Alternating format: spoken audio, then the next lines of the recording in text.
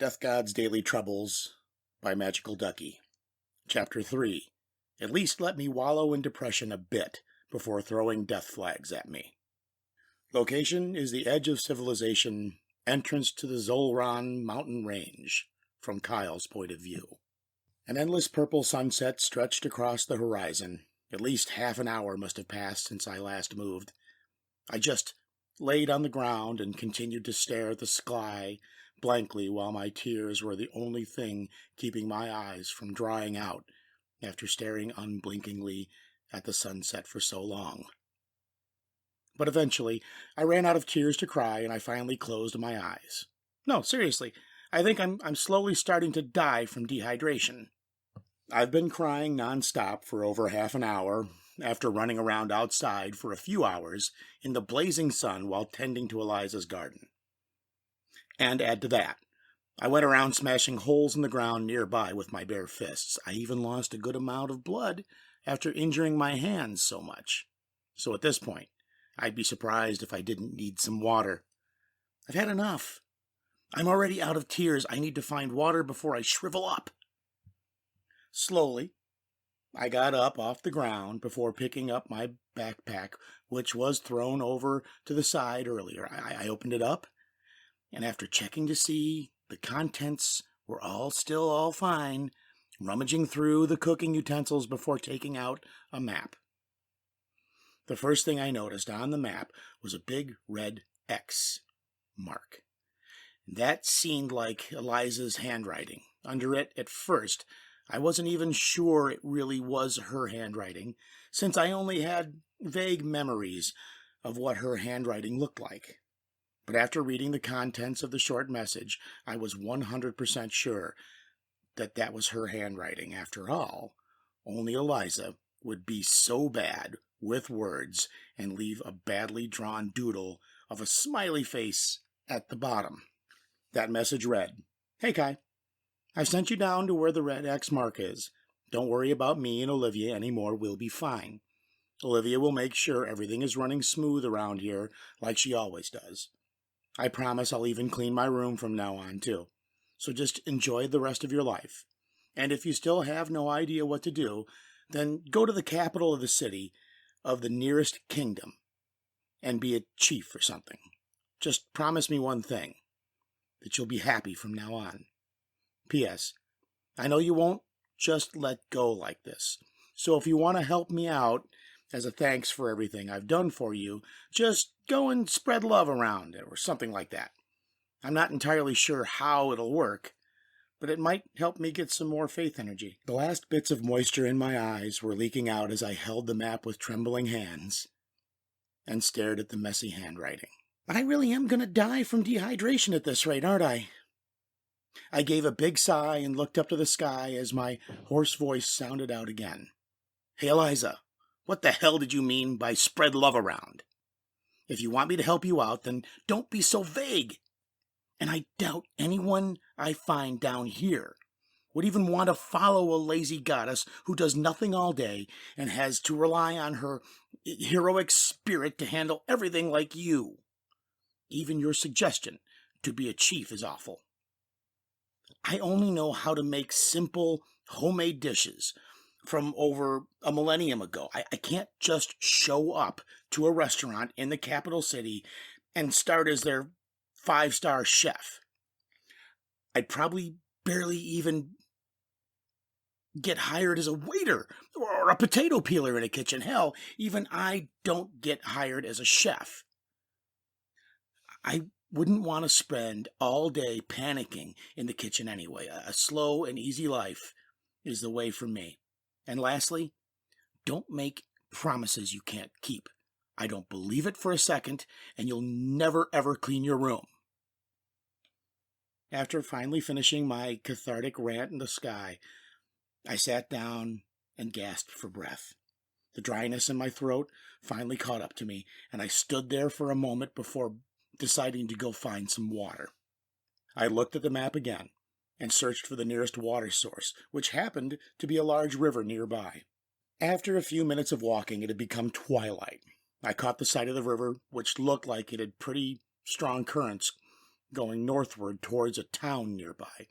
I crouched down by the riverside and washed the dry blood off my hands, which had already started to heal back up.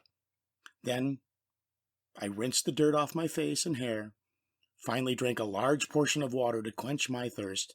The feeling of hydration finally disappeared, and I cupped some river water in my hands before staring at my choppy reflection. All right, I'm done. I splashed the water onto my face after opening my eyes again to see the stars starting to show themselves in the night sky. I felt oddly refreshed. I've had enough crying. Enough of being a god. From now on, I'll just be Kyle. No more true god of death, just Kyle, the guy who won't cry anymore.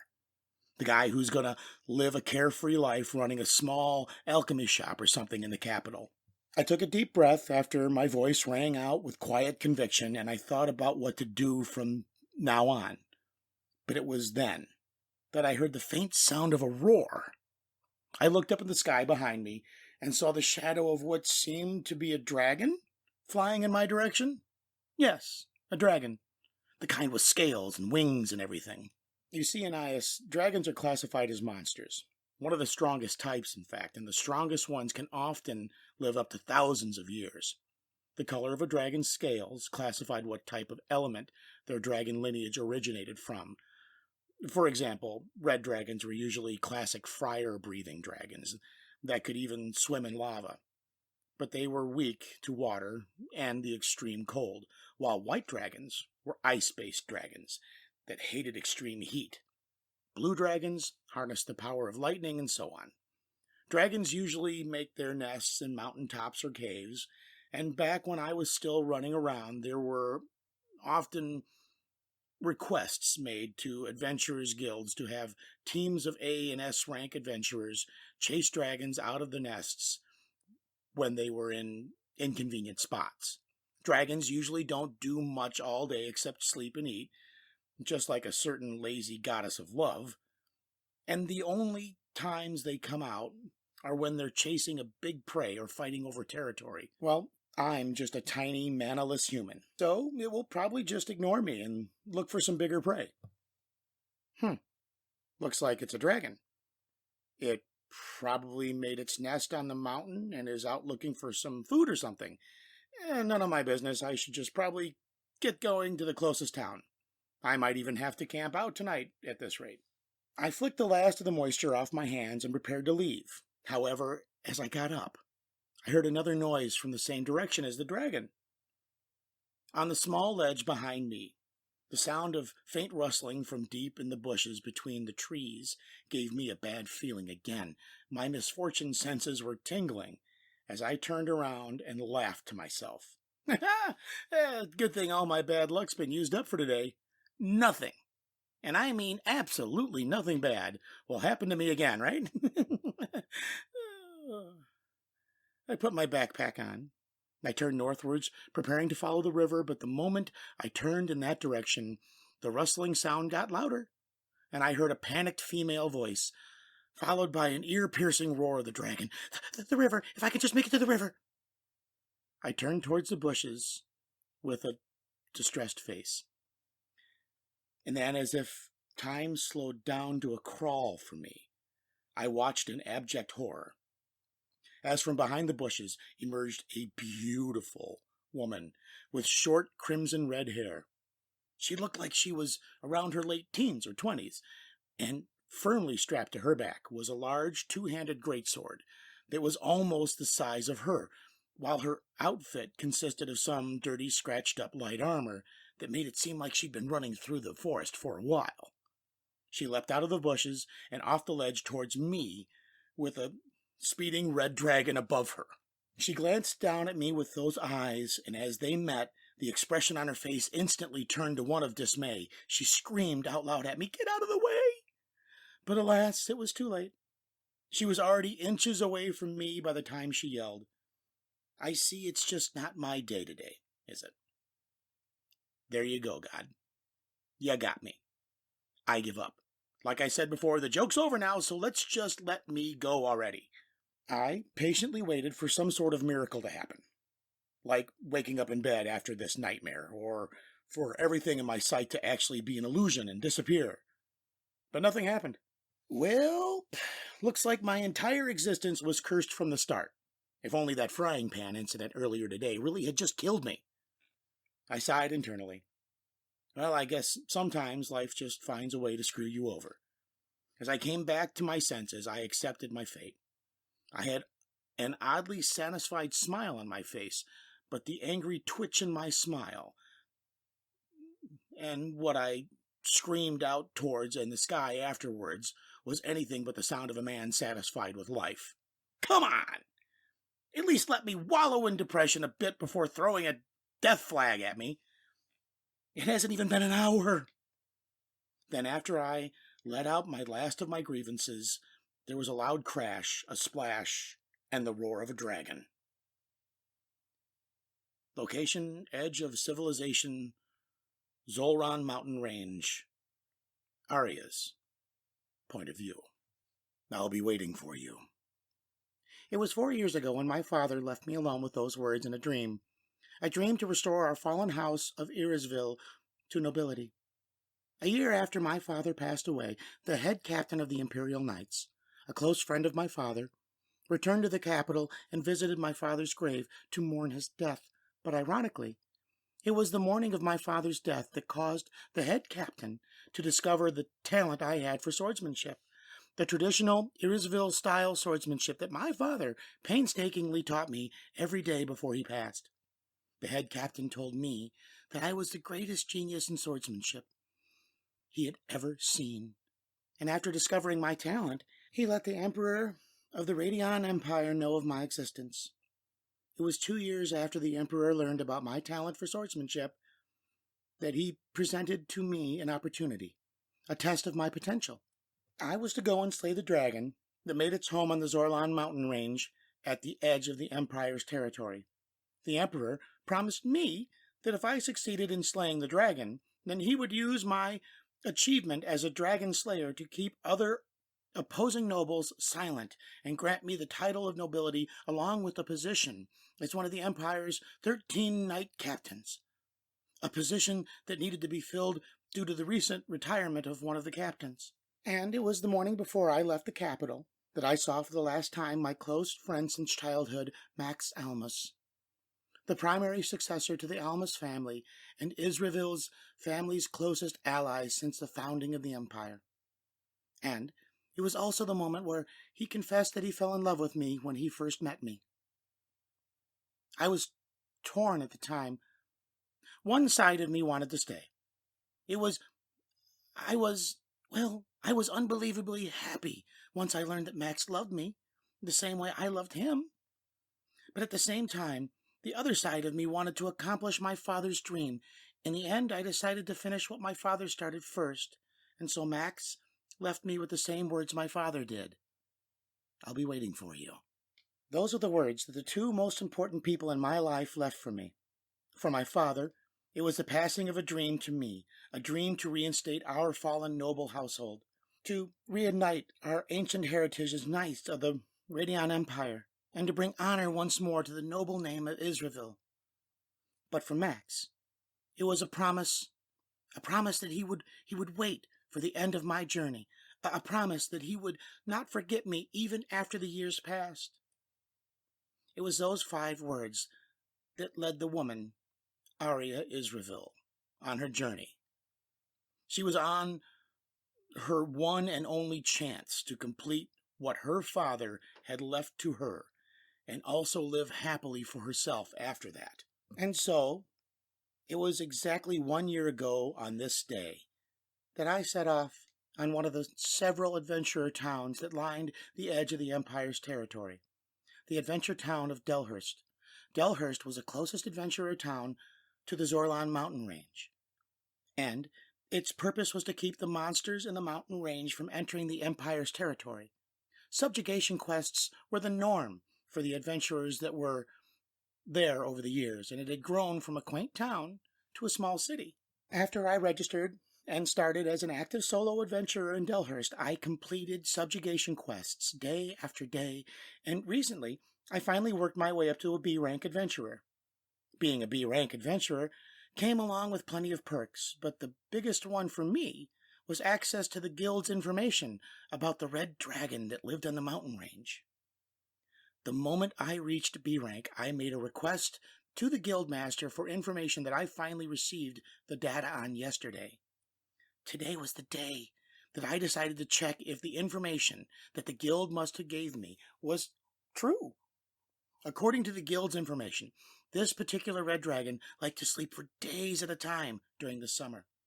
It was around noon when I arrived at the red dragon's nest, a rocky cave on the side of a mountain.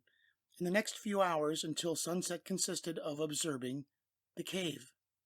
According to my own observations, it seemed that the information the guild had given me was true, as the dragon didn't wake up even once during the whole time I was camping outside its nest. It was approaching twilight when I finally decided to start my trek back to Delhurst, since the stronger monsters would start to come out at night. My plan was to come back and observe the dragon again tomorrow, but as I was looking at the sunset to try and judge what time, a terrifying chill suddenly ran down my spine. The sounds of countless birds scattering at the faint noise of what sounded like a roar came up from somewhere down the mountain before I felt an insane amount of bloodlust wash over me, the burst of mind-numbing bloodlust that only lasted for a brief moment.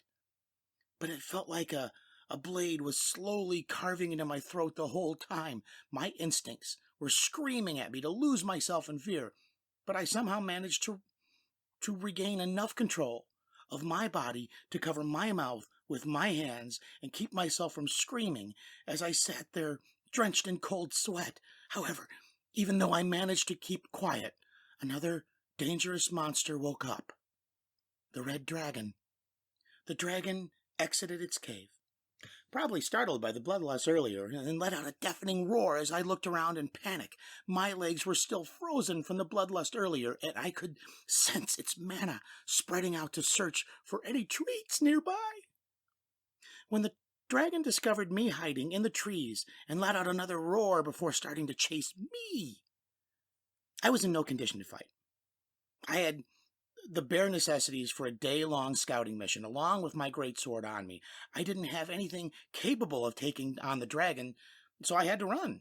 I stumbled backward past the trees until my legs woke up from the impact, and chantlessly cast body-strengthening magic on myself as I began to sprint down the mountain as fast as I could while the dragon took the skies after me. I ran, and I ran, and I ran, and I ran. Luckily, the bloodlust from earlier scared off the rest of the monsters, as I couldn't sense the mana of any other creatures besides the dragon. I randomly weaved through the trees at a breakneck speed and used the foliage to try and hide myself as I ran, but my efforts seemed like they were in vain, as no matter what I did, the dragon was still locked on to me. Time passed as I ran for my life. It was twilight now. After running randomly for so long, I had already forgotten where I was on the mountain and how long I had been fleeing from the dragon, but I knew I was reaching my limit. My body was screaming for me to stop. I was covered in cuts and scratches, and my mana pool was dwindling, and my body strengthening magic was already beginning to wane. I desperately went through all the possibilities that I had to escape in my head. Then suddenly I faintly heard the sound of running water. Suddenly I realized how I could escape. If I had to make it to the river. The dragon behind me was a red dragon, a typical fire elemental one, so I could manage to dive into the water. It would probably just let me go unless it was hell-bent on killing me. As I strained my body to desperately work for just a few more moments, I spotted a clearing through the trees ahead of me, and the sound of running water grew louder. There! As I quickly made my way towards the river, I faintly heard what seemed to be the voice of some crazy laughter, and the sound of my raging heart beat along with the roaring of the river drowned it out. I reassured myself, as my only hope was getting closer. The river! If I can just make it to the river! I broke through the bushes into the clearing, and at the last ounce of my strength left in my legs, pushed my body as fast as I could towards the direction of the river, with the dragon following behind me. And then it was as if time slowed down to a crawl for me. I looked down and saw a young man who seemed to be around my age. He had hair as white as snow, tied into a ponytail, a pair of pierced golden eyes, and the distracted look plastered all over his face. He had a slightly slender build, and wasn't wearing any armor at all. Just some common clothes you could find anywhere. A scratched up white shirt, some brown pants, along with a small backpack. Our eyes met, and my face twisted in dismay as I realized I was stuck in a midair collision course with him. As I was a moment away from crashing into him, I yelled out of the way! Out of the way! But it was too late. I was flying through the air too fast, and he was already too close to me to move away. I tried to maneuver myself into a position where I could hug him the moment we made contact, and we could both dive into the water. But right before the collision, I saw the man shift his formerly distressed face into a weird, angry smile and scream at the sky, "Come on! At least let me wallow in depression a bit before throwing death flags at me. It hasn't even been an hour." Then I crashed into him. I was expecting to hit a soft body before tackling him into the river, but in reality it felt like I was smashing headfirst into a steel wall, and screamed internally from the pain. Oh, God, what the hell is he made of? The last of my strength dissipated with the impact, and all I heard before losing consciousness was a loud crash, a splash, and the roar of a dragon. Edge of Civilization, Zorlan River, Kyle's point of view. I'm sorry, God. I won't yell angrily at the sky anymore. I was wrong, all right? Just please, please, stop screwing me over like this. I get it. The woman tackling me in the river was my punishment for pissing you off. But couldn't you just at least give me someone who isn't carrying a damn greatsword the size of an entire body? I mean, who the hell carries around a greatsword this big with them? Surprised she could even run and jump around so fast with something like this strapped to her back. Are you sure she's not Cloudstrike's long-lost sister or something? Once we fell into the river, the strong undercurrent ended up sweeping us along for a while as the red dragon that followed us made a sharp turn and flew upwards to circle overhead a few times while slowly following us down the river.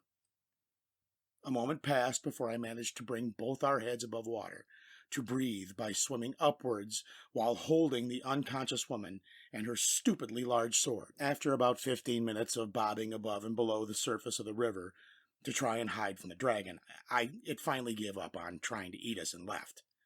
I waited a bit after the dragon left to make sure it was actually gone and not just waiting for us to come out of the water. But after about 2 more minutes, there was no sign of it, and so I broke free from the current and dragged both of us back onto dry land. I checked to make sure if the woman was still breathing, and made her spit out as much water as possible before another feeling of dread washed over me. It felt like something very important to me was missing. And that was then that I realized the backpack Olivia gave me was missing. No, it can't be. Not like this. I desperately looked up and down the riverside, and even went back into the river for a bit to look for myself, but it was to no avail. My trusty Excalibur was gone. I screamed into the evening sky once again, "Excalibur! Come back to me!" It was on that day that I once again pounded the ground in agony and shed pain-filled tears approximately half an hour after promising myself to never cry again. After mourning my loss for about 10 minutes, I finally remembered about the unconscious woman on the ground behind me. With lifeless eyes, I soberly began to carry her to the closest town that I remembered seeing on the map, an adventure town of Delhurst, just down the river.